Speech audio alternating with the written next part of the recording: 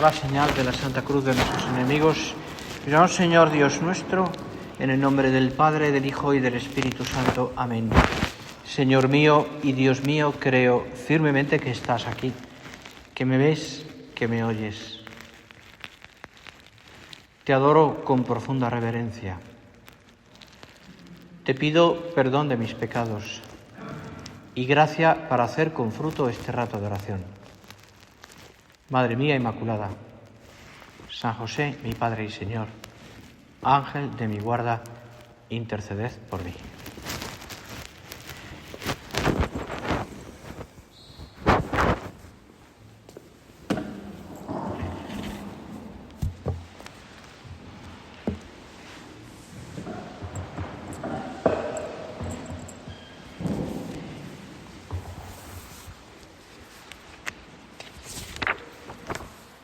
En la misma línea de lo que hasta ahora hemos hablado con el Señor, y quizás lo que tú hayas podido también tratar en este ratito de silencio, a raíz del examen, y sobre todo también de lo que tú tengas ahora en la cabeza,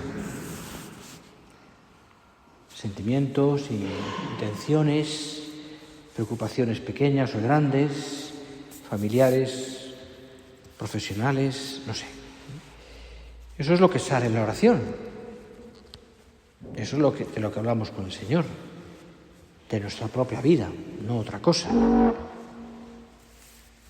Probablemente porque es lo que, como está ahí, sale. Y el Señor lo conoce. Lo que pasa es que también el Señor, y esa es nuestra oración, quiere que se lo contemos. Nos escucha. La oración es escuchar. Dios que escucha y tú y yo también que escuchamos. Sobre todo eso, nosotros que escuchamos. Por eso es importante el silencio. Porque en ese silencio, y ahí hemos tenido un ratito largo hoy, ¿no? En ese silencio es donde Dios habla. En el silencio escuchamos la voz del Señor. Aunque hoy la gente, muchos te dicen, no soporto el silencio. Necesitan estar siempre escuchando algo. Pero es bueno el silencio. Porque el silencio, hay un libro por ahí famoso que se llama, algunos lo habré leído hace ya muchos años, El silencio creador.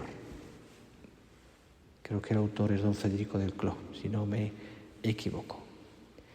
El silencio creador.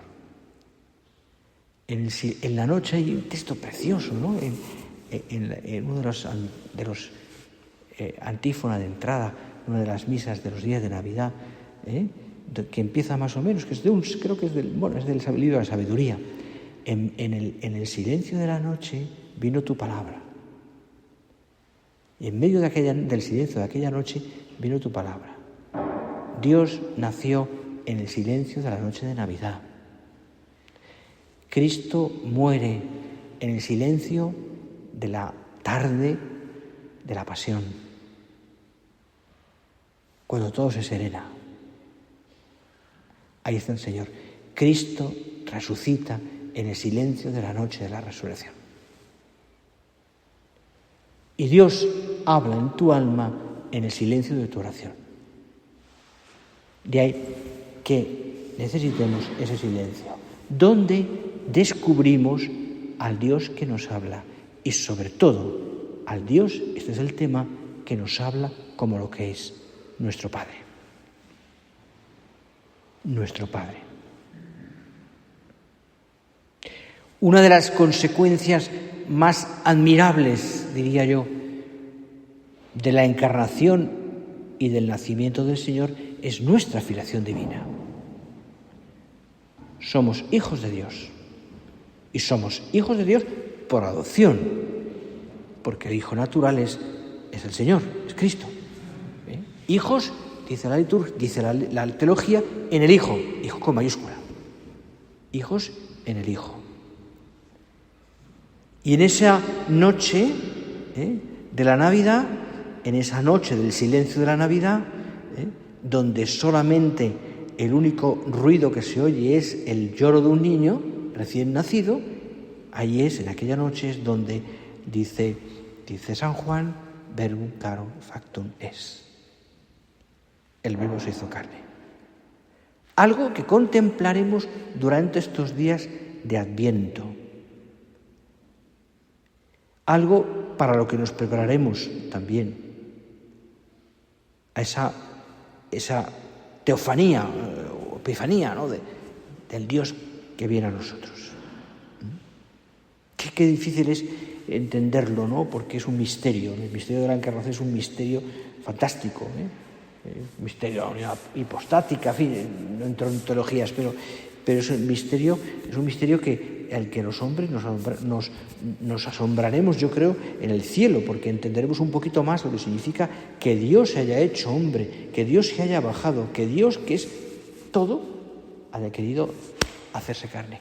Y carne humana, y carne en un niño, indefenso. Sencillamente, decíamos antes, para perdonarnos el pecado, para que tú y yo pudiéramos, lo dice San Pablo, y San Pedro también, ser hijos de Dios. Divine consortes nature, dice San Pedro, partícipes de la naturaleza divina. Es impresionante. Algo que es verdad que se nos escapa de las manos, porque nosotros tenemos a veces una visión muy corta, ¿no?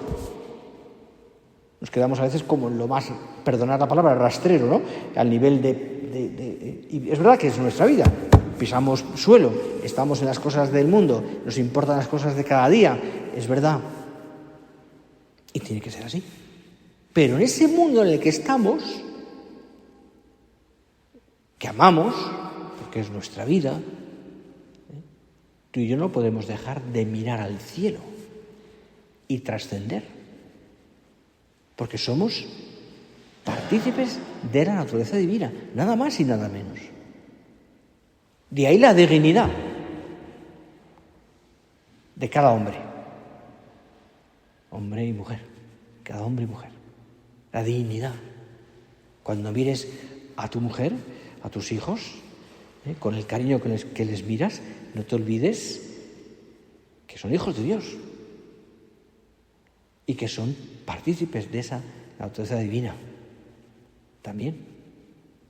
Eso nos da una visión distinta de muchas situaciones que a veces nos pueden ser difíciles de entender. Decía San José María, cuando hablaba de esto, una expresión muy suya, decía, hablando de cómo quería la gente, ¿no? Y decía esta frase, y creo que la vais a entender. Decía, ¿sabéis por qué os quiero tanto? Lo decía con alma de sacerdote, de ansias de que la gente se llegara a Dios. Ese es el amor.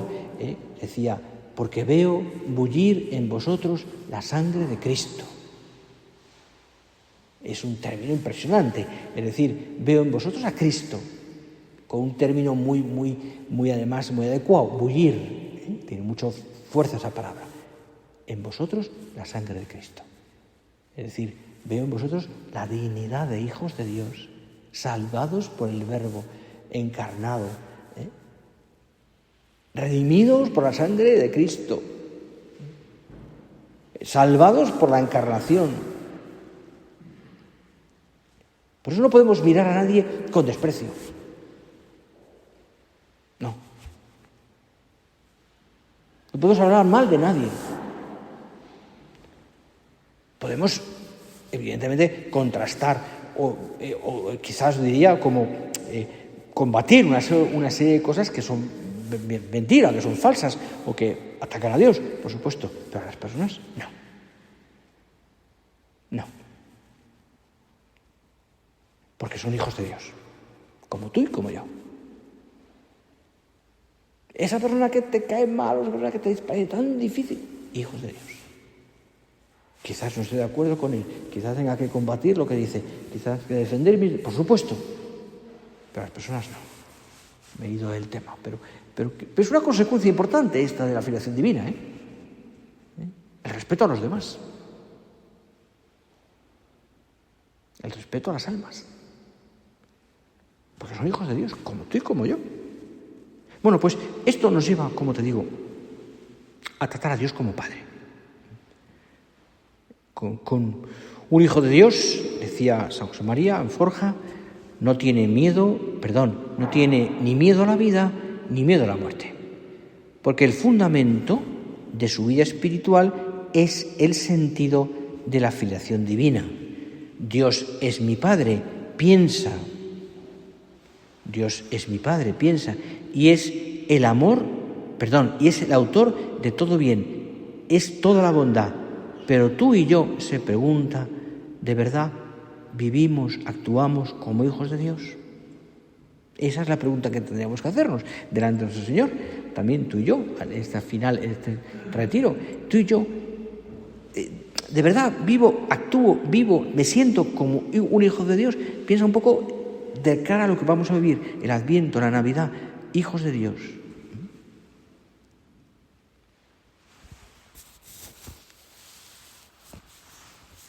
Tiene, como te digo, y tendríamos que tener más tiempo de oración para poder meditarlo más despacio, muchísimas consecuencias esto, ¿no? Pero una de ellas, quizás la que yo quería recalcar más, un par de ellas, es eso que llamamos la providencia divina. Eso que podemos explicarlo diciendo que Dios es tan buen Padre que piensa mucho más en nosotros que nosotros en Él. Que Dios es tan buen Padre que nos mira con tanto cariño y quiere que estemos contentos. Que Dios es tan buen Padre que está pendiente de nosotros y nos da lo que nos conviene. Y a veces lo que nos conviene es esperar. Que Dios es tan buen Padre que te mira también con tanto cariño aunque metamos la pata.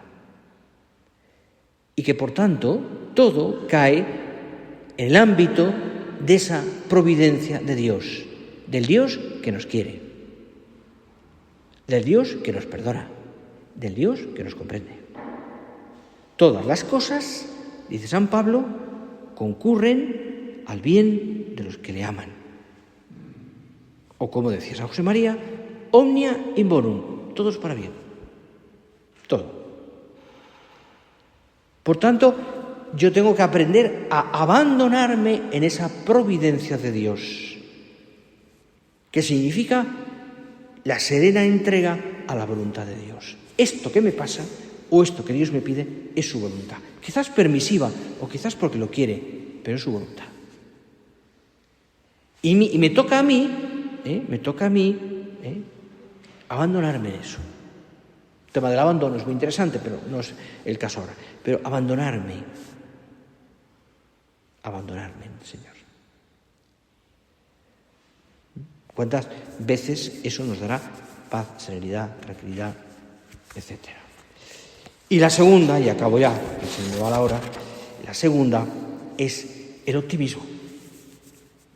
Te insisto que hay muchas más consecuencias, pero me quedo en estas dos: el abandono y el optimismo, la alegría. La alegría de los hijos de Dios. La alegría de quien sabe que no, decía esa frase famosa que habréis oído alguna vez, Santa Teresa, nunca pasa nada. Y si pasa, ¿qué importa? Y si importa, ¿qué pasa?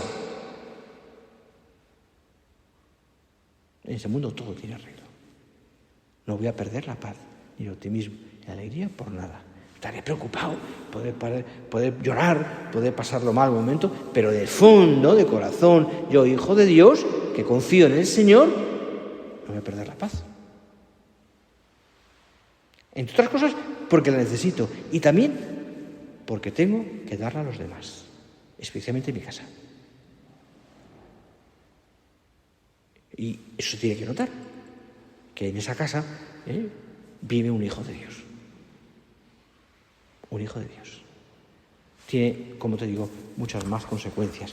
Yo no quería olvidarme de recordaros, al cabo ya, perdonad que sea como un aviso, no es aviso, es simplemente recordaros que el martes, el día 30, comenzamos la novena de la Inmaculada, que tendremos, como así nos han preparado, en las APAs de los colegios, en la catedral a partir del día 30, como os digo, a las 8 de la tarde.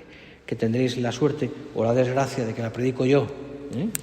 Eso ya no tiene más importancia, cualquiera, ¿no? Pero bueno, ahí estaremos.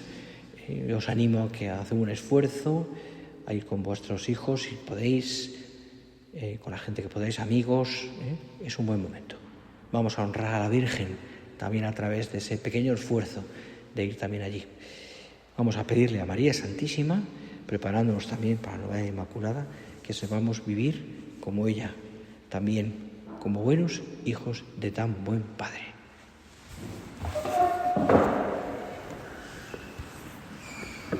Te doy gracias, Dios mío, por los buenos propósitos, afectos e inspiraciones que me has comunicado en esta meditación. Te pido ayuda para ponerlos por obra. Madre mía, Inmaculada, San José, mi Padre y Señor, Ángel de mi guarda, interceded por mí.